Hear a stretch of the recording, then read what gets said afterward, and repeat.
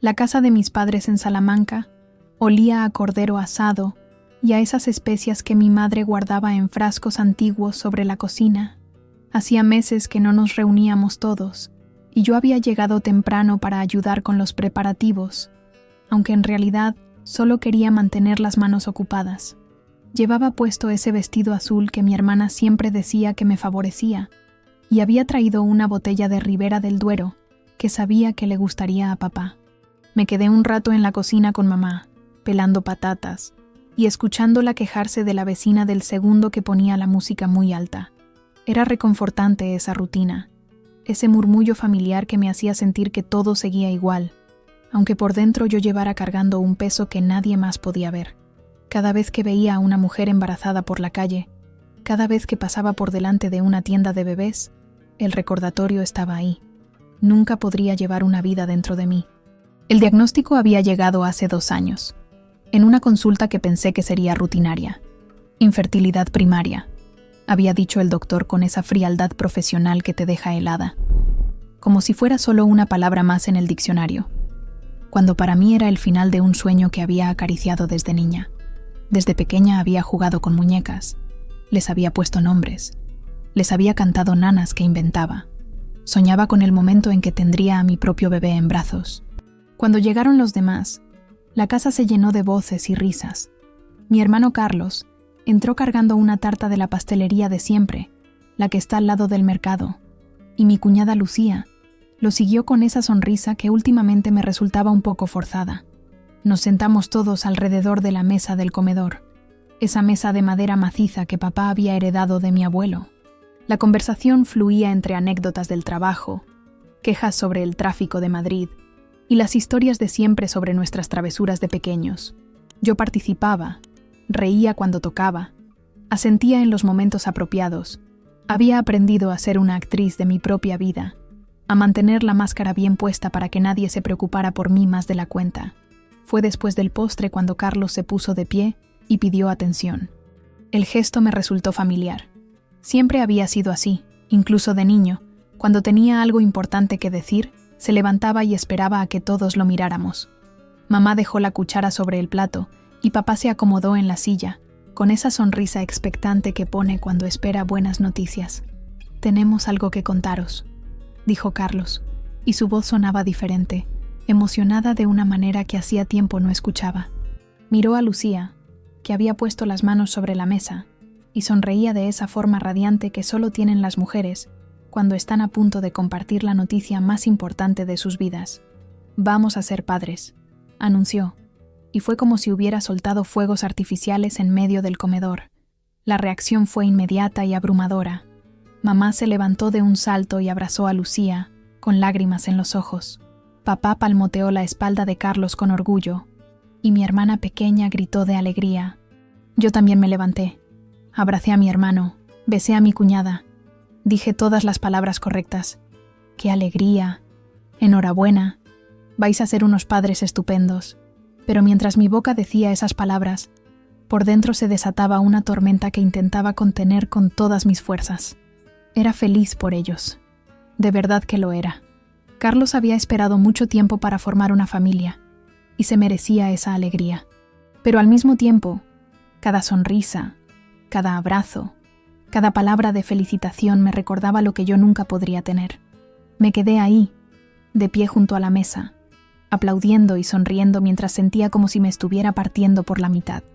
Una parte de mí celebraba sinceramente la felicidad de mi hermano. La otra parte, la que había aprendido a esconder, lloraba en silencio por el sueño que nunca se haría realidad. La conversación siguió, ahora toda centrada en el bebé que vendría, en nombres posibles, en cuándo sería el parto, en si sería niño o niña. Yo asentía, participaba cuando me preguntaban algo, pero sentía como si estuviera viendo la escena desde fuera, como si fuera una extraña observando la felicidad de una familia que no era la mía. Habíamos vuelto a sentarnos para tomar el café, cuando la conversación derivó hacia anécdotas de nuestra infancia. Papá contaba la historia de cuando Carlos se había perdido en el retiro, y lo habíamos encontrado dándoles de comer a los patos, completamente ajeno al pánico que había causado. Todos reíamos. Incluso yo había conseguido relajarme un poco. Por un momento había logrado aparcar esa punzada en el pecho y simplemente disfrutar de estar con mi familia. Fue entonces cuando Lucía dejó su taza sobre la mesa, con un gesto deliberado, y pidió atención. Tenía esa expresión que yo había aprendido a reconocer en los últimos meses, esa sonrisa que no llegaba del todo a los ojos y que siempre parecía esconder algo más. ¿Sabéis qué? Empezó, con un tono aparentemente casual, pero que de alguna manera hizo que todos la miráramos. Imagino que para algunas personas de esta mesa debe ser un poco difícil escuchar hablar tanto de embarazos y bebés, ¿verdad? El silencio que siguió fue incómodo, denso. Mamá levantó la vista de su café y frunció ligeramente el ceño. Carlos le dirigió una mirada extraña a su mujer, como si no entendiera por dónde iba. Pero yo sí lo entendí. Desde el primer momento supe que se refería a mí, aunque una parte de mí esperaba estar equivocada. «Lucía», murmuró mi madre, pero ella continuó como si no hubiera oído nada. «Es que a veces pienso que Dios da estas bendiciones a quien realmente está preparado para recibirlas. ¿Sabéis?», siguió, y esta vez sus ojos se posaron directamente en mí. No había duda. No era mi imaginación. A quien puede cuidarlas como se merecen. La frase cayó sobre la mesa como una piedra en un estanque, creando ondas de incomodidad que llegaron a todos. Papá carraspeó y se removió en su silla. Mi hermana pequeña, Ana, miró de Lucía a mí sin entender muy bien qué estaba pasando, pero percibiendo la tensión. «Pero bueno», continuó Lucía con esa falsa dulzura que te corta como un cuchillo afilado. «Supongo que cada uno tiene su camino en la vida, ¿no? Algunos están hechos para ser padres y otros, bueno, para otras cosas». Sentí como si me hubieran abofeteado en público. El calor me subió a las mejillas y el estómago se me contrajo en un nudo doloroso. Todo lo que había temido durante estos 2 años, que mi infertilidad se convirtiera en objeto de lástima, de juicio, de crueldad, estaba pasando delante de toda mi familia. «Lucía, creo que ya es suficiente», dijo Carlos, pero su voz sonaba más confundida que firme, como si no acabara de procesar lo que su mujer estaba haciendo. «¿Qué? Solo digo que es natural que algunas personas se sientan un poco sensibles con estos temas», replicó ella, encogiéndose de hombros como si fuera la cosa más inocente del mundo.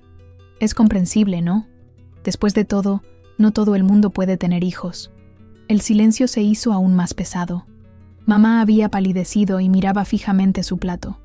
Papá tenía la mandíbula tensa, y yo podía ver cómo luchaba entre el impulso de defenderme y el no querer montar una escena en su propia casa.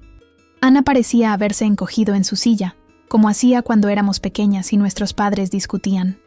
Me quedé ahí sentada, sintiendo como cada palabra de Lucía se clavaba en mí como alfileres. Había conseguido hacer exactamente lo que más me dolía, convertir mi dolor más íntimo en el centro de atención de toda la familia, exponerlo, ridiculizarlo. Y lo peor de todo era que lo había hecho con esa sonrisa dulce, como si estuviera siendo considerada conmigo. «Lucía, para allá», murmuró Carlos, pero ella siguió. «Es que me da pena, ¿sabéis? Ver a las mujeres que se obsesionan con tener hijos cuando claramente no está en sus cartas. A veces hay que saber aceptar lo que la vida te da y buscar la felicidad en otras cosas, ¿no os parece?». Era demasiado. Cada palabra era como un martillazo, calculado y preciso. No era solo crueldad gratuita, era algo peor. Era humillación premeditada, vestida de falsa comprensión. Durante meses había notado sus comentarios sutiles, sus miradas de lástima fingida, pero nunca había pensado que llegaría tan lejos. Sentí que no podía respirar. La habitación se había vuelto demasiado pequeña, demasiado caliente. Las voces se difuminaban a mi alrededor como si viniera de muy lejos. Me di cuenta de que todos me miraban, unos con pena, otros con incomodidad, todos esperando a ver cómo iba a reaccionar. No podía quedarme ahí ni un segundo más. No podía seguir sonriendo. No podía seguir fingiendo que aquello no me había atravesado como una lanza. No podía darle a Lucía la satisfacción de verme desmoronarme delante de toda la familia, aunque por dentro ya estuviera completamente rota. Me levanté de la silla sin decir una palabra. Ni siquiera miré a nadie. Simplemente me puse en pie y caminé hacia el pasillo, con las piernas temblorosas, pero decidida a salir de ahí antes de que fuera demasiado tarde. Detrás de mí escuché la voz de mamá llamándome.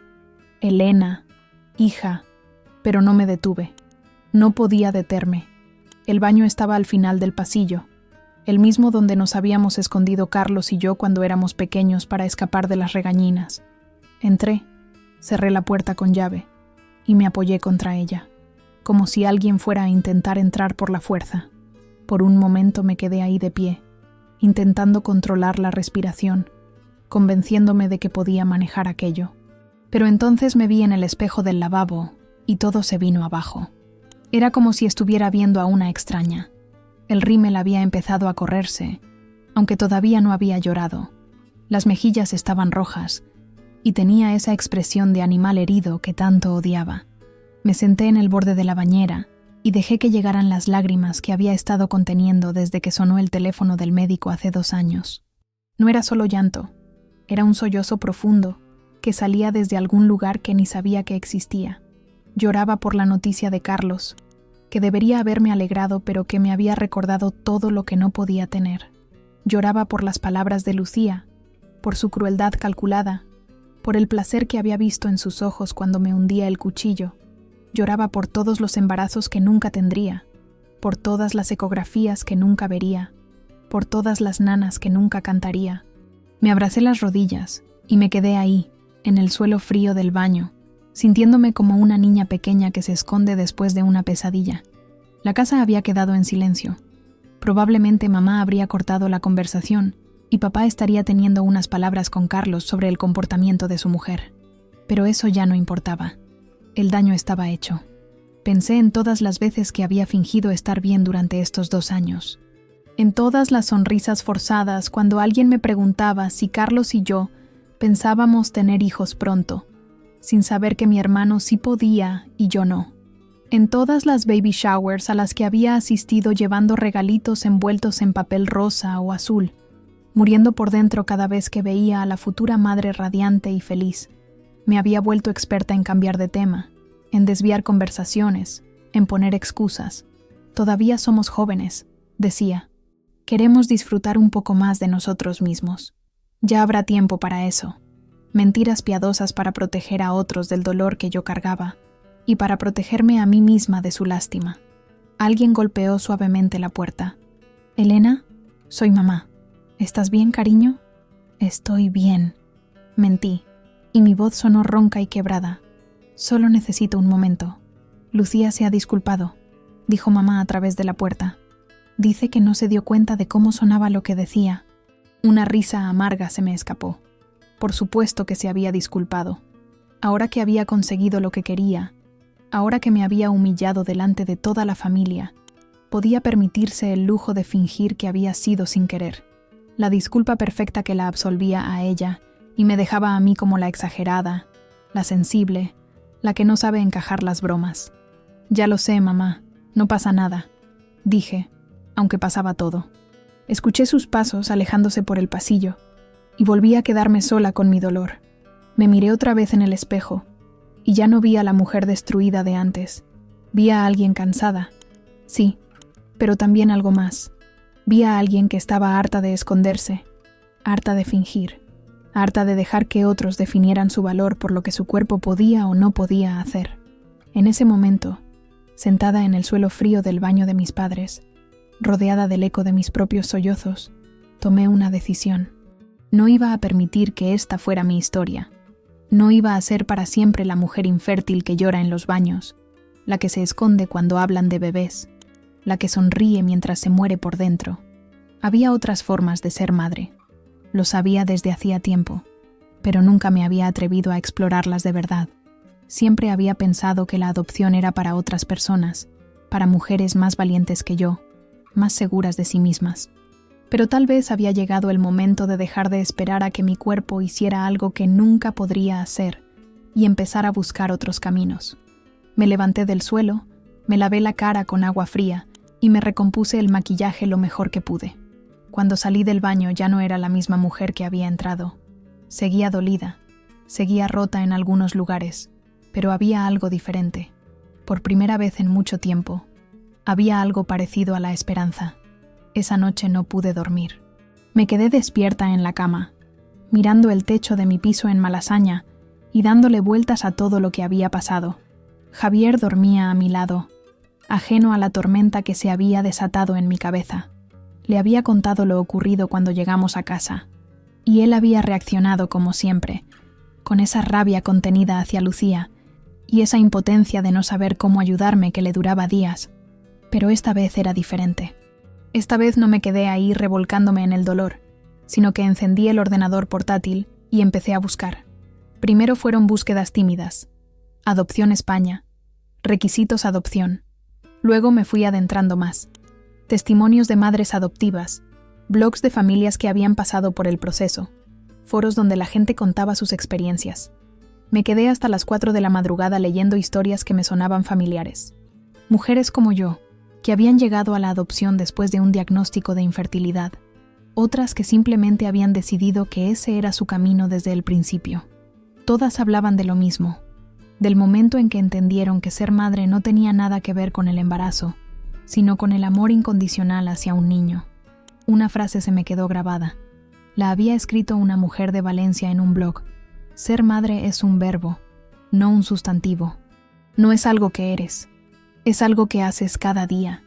Me quedé mirando esa pantalla durante varios minutos, sintiendo cómo algo se recolocaba dentro de mí. Los días siguientes fueron una montaña rusa emocional. Por las mañanas me despertaba llena de energía, convencida de que la adopción era el camino. Llamé a una psicóloga especializada en adopción que había encontrado online. Concerté una cita para la semana siguiente. Incluso empecé a mirar pisos más grandes en Idealista, pensando que necesitaríamos más espacio. Pero por las tardes me asaltaban las dudas. ¿Y si no era lo suficientemente buena madre para un niño que ya había pasado por abandono o pérdida? ¿Y si el proceso era demasiado largo, demasiado complicado? ¿Y si al final tampoco funcionaba y me quedaba sin ninguna posibilidad de ser madre? Fue Javier quien me ayudó a aclarar las ideas. Una noche, mientras cenábamos en la cocina, me dijo algo que no esperaba. Elena, durante estos 2 años te he visto sufrir pensando en lo que no puedes tener, pero nunca te había visto ilusionada pensando en lo que sí puedes conseguir. Y estos días, cuando hablas de adopción, tienes una luz en los ojos que hacía mucho que no veía. Tenía razón. La adopción no era mi plan B. No era conformarme con menos. Era simplemente otro camino hacia el mismo destino. Ser madre. Y por primera vez en mucho tiempo, sentía que tenía el control sobre mi propia vida. Empecé a contárselo a la gente poco a poco. Mi hermana Ana fue la primera en saberlo, y se emocionó tanto que se puso a llorar en medio de un Starbucks de Gran Vía. «Voy a ser tía igual», me dijo abrazándome, y yo me di cuenta de que era verdad. Mi hijo o hija adoptiva sería tan nieto de mis padres, tan sobrino de mis hermanos, como cualquier bebé que hubiera podido gestar. La reacción de mis padres fue más comedida pero igualmente cariñosa. Mamá me hizo 1000 preguntas sobre el proceso, sobre los tiempos, sobre si necesitaba ayuda económica. Papá se quedó callado durante la cena, pero al final me cogió la mano y me dijo: «Hija, lo único que quiero es verte feliz. Y si este camino te hace feliz, tienes todo nuestro apoyo». Carlos me llamó al día siguiente. «Elena, siento mucho lo de Lucía. No sé qué le pasó ese día, pero no tenía derecho a decirte esas cosas». Le conté mis planes de adopción, y se quedó un momento en silencio antes de responder. «Ese niño va a tener mucha suerte de tenerte como madre». Con Lucía no hablé, ni ella conmigo, pero ya no me importaba su opinión. Durante demasiado tiempo había dejado que los comentarios y las miradas de otros definieran cómo me sentía conmigo misma. Ahora tenía algo más importante en lo que enfocarme. La primera cita con la psicóloga fue reveladora. Me ayudó a entender que mi proceso de duelo por la maternidad biológica era normal y necesario, pero que no tenía que ser eterno. «La adopción no es una consolación», me dijo. «Es una elección consciente de crear una familia de una forma diferente, pero igualmente válida». Empecé a asistir a grupos de apoyo para futuros padres adoptivos. Al principio me sentía como una impostora. ¿Qué pintaba yo ahí si ni siquiera había empezado los trámites oficiales? Pero poco a poco, fui entendiendo que todos estábamos en el mismo barco. Todos habíamos llegado ahí por caminos diferentes, pero todos compartíamos el mismo sueño: tener una familia. Una tarde, Saliendo de una de esas reuniones en el centro de Madrid, me paré delante de una tienda de bebés. Antes siempre había evitado mirar los escaparates. Había cruzado de acera para no tener que enfrentarme a todos esos cochecitos y cunas que me recordaban mi incapacidad, pero esa vez me quedé ahí plantada, mirando un móvil de estrellitas que colgaba sobre una cuna blanca. Y por primera vez en 2 años, no sentí dolor, sentí esperanza. El proceso oficial de adopción comenzó un martes lluvioso de octubre. Javier y yo fuimos juntos a la Consejería de Políticas Sociales de la Comunidad de Madrid, cargados con una carpeta llena de documentos, certificados de nacimiento, de antecedentes penales, informes médicos, declaraciones de la renta. Era como si nuestra vida entera estuviera resumida en esos papeles.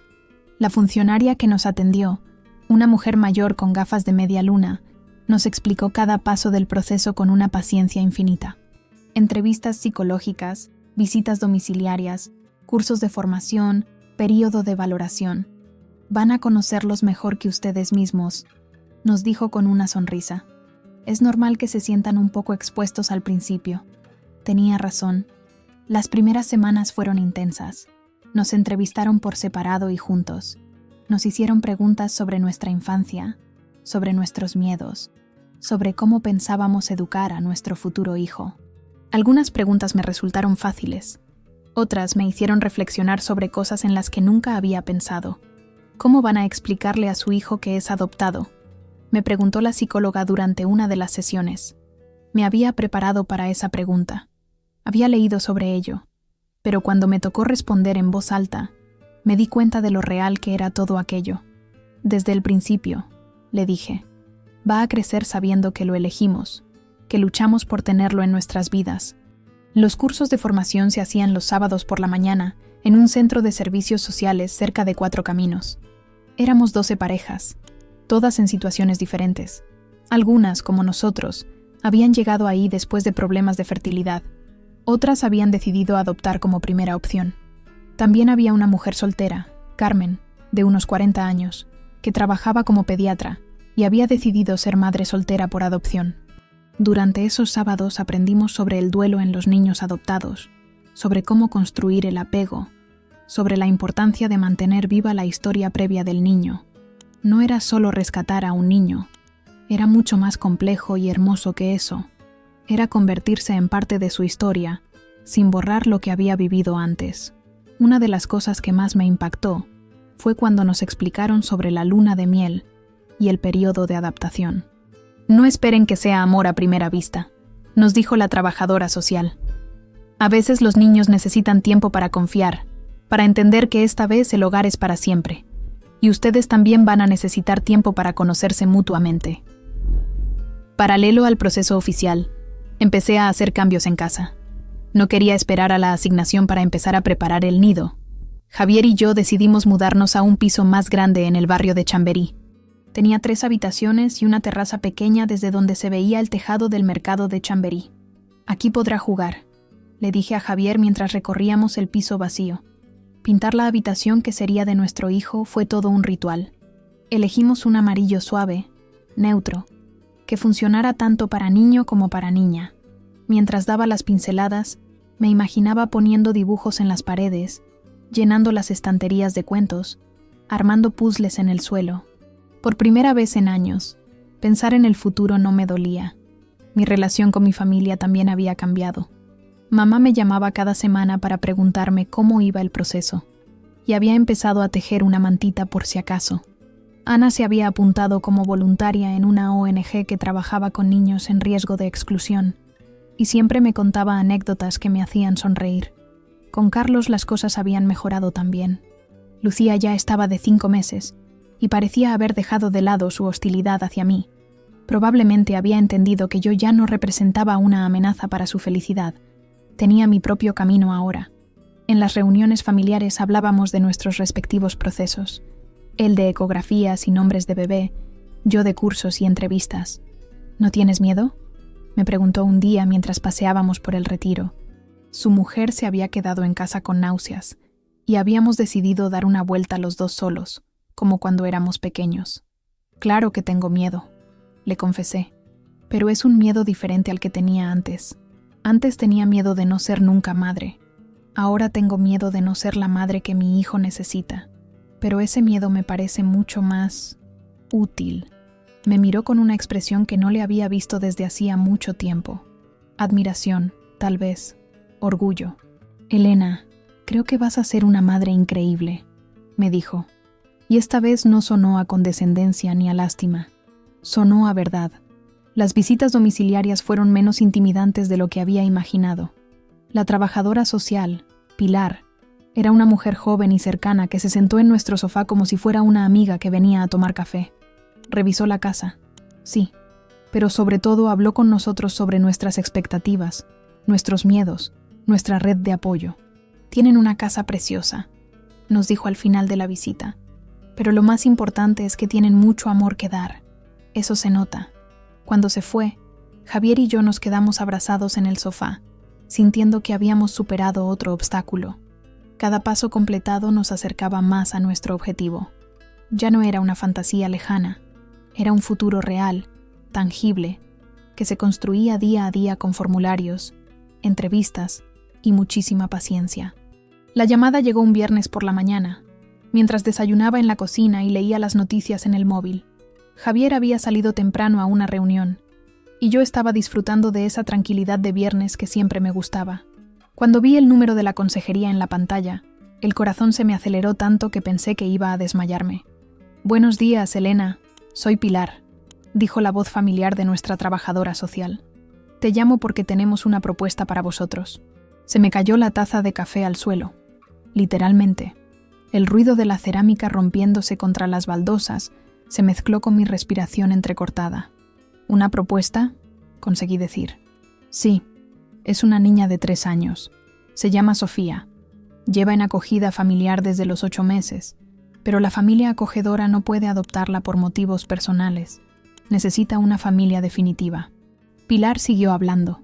Me contó sobre el historial de Sofía, sobre sus circunstancias, sobre los motivos por los que necesitaba adopción, pero yo apenas podía procesar la información. Solo podía pensar en una cosa. Mi hija tenía nombre, tenía edad, tenía cara, era real. «¿Cuándo podemos conocerla?», pregunté, y mi voz sonó extraña, como si viniera de muy lejos. «Si estáis de acuerdo con la propuesta, podríamos concertar un primer encuentro para la semana que viene. Pero tomaos el fin de semana para pensarlo, hablarlo entre vosotros. Es una decisión muy importante». Cuando colgué el teléfono, me quedé ahí de pie en medio de la cocina, rodeada de trozos de taza rota y con el corazón latiéndome tan fuerte que pensé que los vecinos lo oirían. Llamé a Javier inmediatamente, pero tenía el móvil apagado. Le mandé un mensaje. «Llámame urgente. Tenemos una propuesta». No podía quedarme quieta. Recogí los trozos de cerámica, limpié el café del suelo, me duché, me vestí, volví a cambiarme de ropa. A las 11:30 Javier apareció por la puerta como un huracán. «¿Qué ha pasado? ¿Estás bien?». «Tenemos una hija», le dije, y al pronunciar esas palabras me eché a llorar. Pasamos el resto del día hablando, leyendo el informe que nos había enviado Pilar por email, mirando la única foto que nos habían mandado. Una niña pequeña con coletas desiguales y una sonrisa tímida, jugando con unos bloques de construcción. Era preciosa, pero sobre todo tenía algo en los ojos que me llegó directamente al alma. «¿Crees que estamos preparados?», me preguntó Javier esa noche, mientras estábamos tumbados en la cama mirando la foto en el móvil por enésima vez. «No lo sé», le confesé, «pero creo que nadie está nunca completamente preparado para ser padre, y llevamos 2 años preparándonos para esto». El lunes confirmamos que queríamos seguir adelante. El miércoles fuimos a conocer a Sofía al centro de menores donde vivía temporalmente. Yo había imaginado ese momento 1000 veces, pero la realidad superó cualquier fantasía. Estaba sentada en una sala de juegos, construyendo una torre con bloques de madera, completamente concentrada en su tarea. Cuando entramos con Pilar, levantó la vista y nos miró con esa curiosidad natural de los niños de 3 años. No corrió hacia nosotros.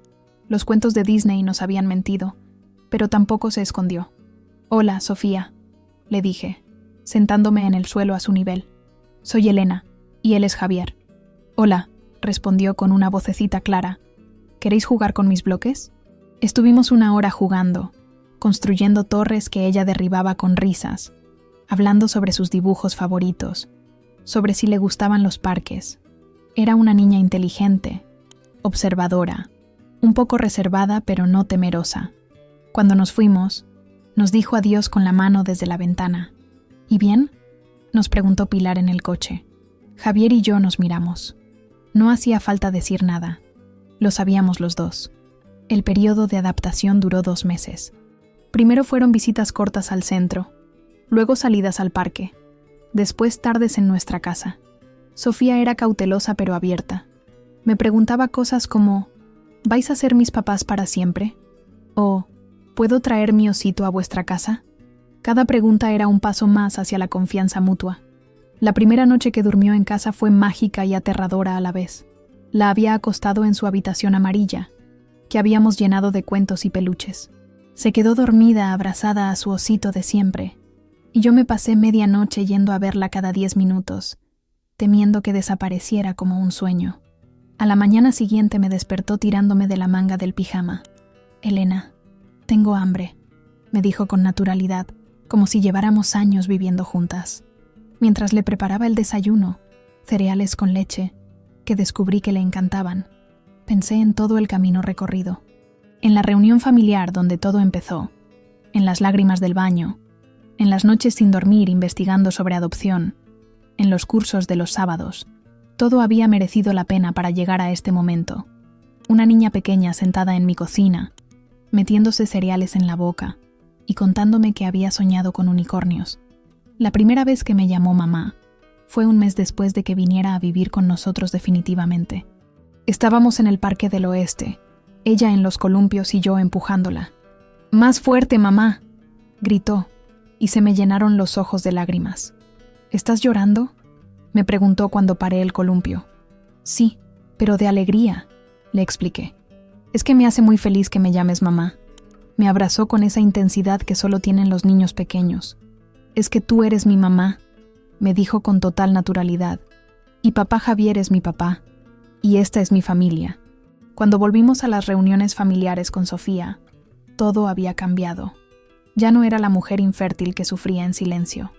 Era una madre más, preocupándome por si mi hija comía bien, presumiendo de sus dibujos, regañándola cariñosamente cuando se portaba mal.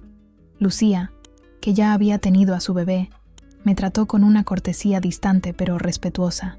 Su hijo y Sofía jugaban juntos mientras nosotras hablábamos de cosas de madres, colegios, extraescolares, rabietas. Era surrealista, pero también sanador. Una tarde, mientras Sofía jugaba con sus primos en casa de mis padres, mamá se acercó a mí en la cocina. «Elena, hija, nunca te había visto tan plena», me dijo abrazándome. «Sofía ha tenido mucha suerte de encontraros». «No, mamá», le respondí. «Los afortunados somos nosotros». Y era verdad. Ser madre de Sofía me había enseñado que el amor no tiene nada que ver con los genes o con quién gestó a quién durante 9 meses. Tenía que ver con despertarse cada mañana eligiendo cuidar, proteger y amar a esa personita que confiaba en ti por encima de todo. No había sido el camino que había imaginado, pero había sido el camino perfecto para llegar hasta ella.